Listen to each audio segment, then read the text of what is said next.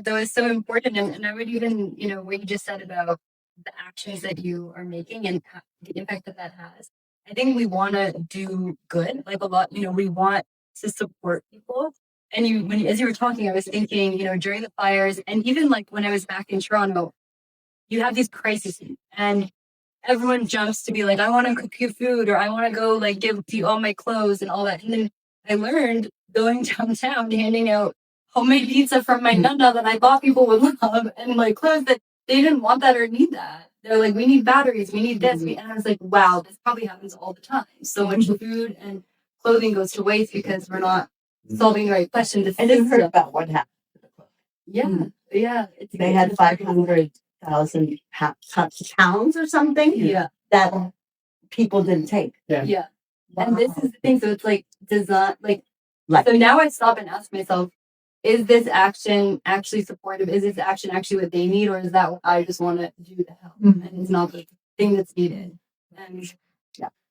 So I have to say this because I think it's so pertinent to the fact that we're here right now. Right? Is because I think I can sum up everything that you said, just basically one thing, which is how do we make decisions that are for the sake of the community, not for the sake of the individual? Mm-hmm. And, we have conversations about the Industrial Revolution. The reason the Industrial Revolution failed in terms of what we now have as a result of the human race was because it was too focused on individual parts. It wasn't based upon what was best for humanity or what was best for communities or what was best.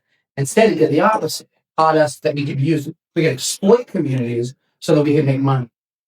And that's where we currently are with the current ruling version of capitalism. The thing that I love about LightDAO, for example, is the fact that it's based on community, right? And the reason that LightDAO is continuing to flourish in the way I believe is because it's not a. And if we use that as a model, because I love what you said about, like, hey, they shouldn't have built homes here and all these different kinds of things. But if we're thinking of like solutions, I mean, it really does come down to that. Are you making a decision that's based upon what's best for all, or for yourself, or for this small group of people? And I think as we move into communities, mission, LightDAO, and so many of the other organizations that are here and stuff like that, if they all focus on that one principle, then we can move towards solutions. Mm-hmm. And Niki, you had mentioned, methods and tools and gave some examples of what that looks like for design or for other companies in innovation. And so I'm curious, and this is a question to the entire group, whoever feels called to answer, or everyone kind of chime in, but not even how can we, but where and how are these methods and tools actually being applied to create the solutions that we're, talking about? And we're talking about the problem and, some of the solutions that could be helpful, but you've been in this work for years. And so you know where it's at. So where is it at? No, I wanted to pass it to you on the board seat for nature. Having a board seat. Yeah, I'll talk about that later. Okay. The reminding. So, specifically to answer your question, there's a model called Birth for All that I wish everybody would read that book. Have you read it, Maya? No. So just the short answer is this guy named Johan Rockström. He's a Swedish scientist. Went back 50 years ago to a letter called Limits to Growth written to the Club of Rome. Very influential people predicting the times we are living in now. They didn't have the computer modeling to crunch the challenges that we're facing then, but now we do. And so he did the numbers. It was an easy TED talk. Hit me up and I'll send it to you. He says, you pull these levers and we can switch to sustainable energy. We need to. Somebody mentioned empowering women. I think maybe that was me. But we need to do that, and we can do that too. And we can create an Earth for all, where we live within the planetary boundaries, so we don't screw up the environment. But we can also get people out of poverty, and we have the wherewithal to do that. And so there, the science is there. 50 years of science is that the computer modeling says we can do this. The marching orders are right there. We just need to do it. Which goes back to the what's the big problem? We approach this is a gross generalization, but I think we approach life kind of mindlessly, right? We have a car, we have a job, we have enough clothes, everything's kind of hunky-dory here, right? But if you look at the bigger problem, billions of people in the world are in poverty. the Earth's going to hell in a handbag with respect to climate. There are major issues here going on.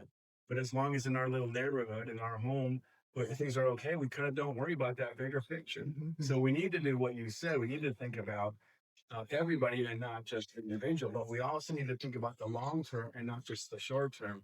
And I think we're driven by, immediate gratification instead of the longer term, bigger picture, right? And that's why, people don't invest in life insurance. People don't invest in their future. And then we get to be older and all of a sudden, oh, shit, I don't have enough cash to live anymore. So we need to shift ourselves from being mindless to being mindful. Amen. Right? Yeah. And also, there are systems there that that I feel are really important to bring forth. How many of you have heard of the Well-Being Index? All right. So San Monica was the first city in the United States to actually adopt it as a government, the Well-Being Index. It's based on the Happiness Index from Bhutan. And, when you look at what this index is about, you understand all of a sudden you've got the whole government, all the stakeholders, all the organizations, all the schools, all the parents, everybody, the businesses, all of a sudden looking not at what their economic sort of growth is, they're now looking at the well-being. What's well-being? Is there air, clean air and water? Is there places for the kids? Is it safe for women? Is that, our local businesses, right? That is well-being. So to me, there is already, there's so many levels we need to be working on, energy and all that stuff. But there are systems that we can, as people in our community, push forward and create the well-being. And so for me, the well-being index, the United Nations has adopted as part of the UN goals, the Sustainable Development Goals. It addresses every single one. And I'm like, we don't put this everywhere, and so the more people that are engaged in local government or have anything to do with the government or organization should start voicing, let's incorporate a well-being index. So we start looking and we start seeing, oh, these are our issues. We don't have clean water here. This is like not everybody has access. So anyway, so that's our, to me, that's one, other things.